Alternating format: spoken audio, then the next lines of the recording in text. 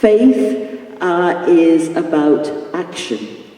This is very clear in Judaism, where, you know, I remember being told quite early in my Dawkins-esque days by a rabbi that really it doesn't matter what Jews believe. Within reason you can believe what you want. It's about doing things. And Islam has very little time for orthodoxy, theological speculation, which it calls zannas, self-indulgent guesswork about matters that nobody can be certain about one way or the other, or prove one way or the other, but which makes people quarrelsome and sectarian. So it's very clear that the Quran is all about doing things rather than believing things. It's all about giving to the poor, looking after the vulnerable people in your society, living, redeeming your slaves, being kind and compassionate to all. Well, religion was like that too. Or in the ancient world, myth or mythos was the result of, it made no sense unless you put it into practice. Those stories of gods descending into the underworld and fighting demons told people how they were to negotiate the regions of their own psyche. And unless you put a myth into action, either ritually in a ritualized ceremonial, which brought it alive for you, just like any theatrical performance, and awoke something within you, or later ethically. And the doctrines of the church are also calls to action. And it's like the rules of a board game. If you read the rules of a board game, they sound impenetrable, dull, abstract, and incomprehensible. Then you pick up the dice and start to play, and everything falls into place. If you don't do religion, you don't get it. So, the incarnation, for example, this took a long time for the church to develop this. And that's another whole story. But when St. Paul talks in these terms, in the second epistle to the Philippians, it's very clear what he's doing. He talks about Jesus being in the image of God, but not clinging to that high dignity. But he said he emptied himself, gave up this, and entered into the body, became like a slave, and even accepted death on a cross. And because of that act of self-emptying, God, Paul said, exalted him to a very high status, so that he's now known as the Kyrios, the Lord. Now, this is often cited as evidence that from a very early age, Christians were thinking of Jesus as divine. But Paul is not giving the Philippians a doctrine lesson. He's telling them how to behave. In the build-up to this, he says, you must have the same mind as Christ Jesus. His nature was from the first divine, etc. And in the few verses earlier, he's been saying, when you live together, each one of you must regard everybody else as more important than themselves.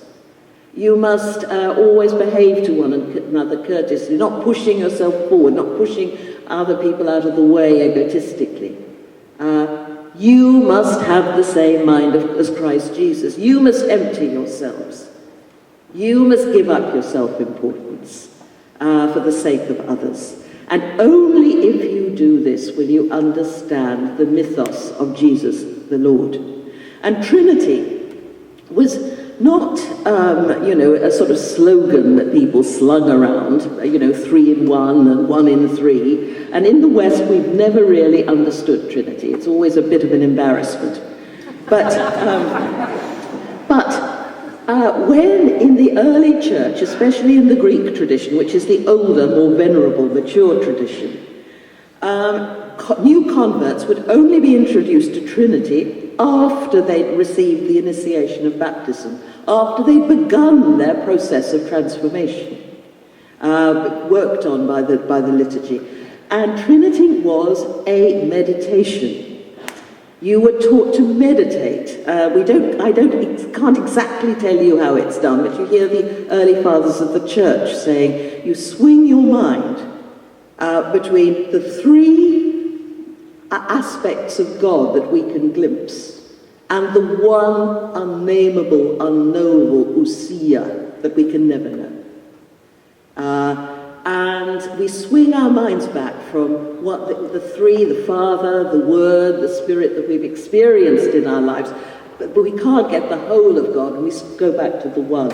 And if you do this, it's rather like a Jewish Buddhist mandala, a great sort of picture of concentric circles that the Buddhist thinks about and concentrates on until he finds his own ineffable, indescribable center, the nirvana inside himself. And Gregory of Nazianzos, one of the great Greek fathers of the church, 4th century, who devised this doctrine and this meditation, said, when I think of the three, I immediately think of the one, the ineffable one. And when I think of the one, I have to go back to the three. And then he says, and my eyes are filled, and I lose all sense of where I am. Now, if you don't do the meditation, you're not going to get it. It's like looking at the end of a theorem, you know, so it concludes a squared equals 2, 3, and you don't know how that's been about unless you've done the working out, learn to follow the argument through which it comes. So religion is practice, particularly about compassion. Trinity is all about compassion too, and self-emptying. If you get beyond the prism of selfishness, greed, hatred, then you encounter God. I can have faith that moves mountains, says St. Paul, but if I lack charity, it's worth nothing. And notice how charity means deflating ego. Charity is patient, is kind. It is not puffed up. It is not quick to take offense. That's ego, isn't it? When we bristle with rage, you know, if someone dares to insult us or make a derogatory remark. And one I particularly like, and says Paul, it takes no delight in the wrongdoings of others. There's not that sort of lip-smacking disapproval that religious people often show. Very hard for a journalist. Yes. Yes, like that is hard.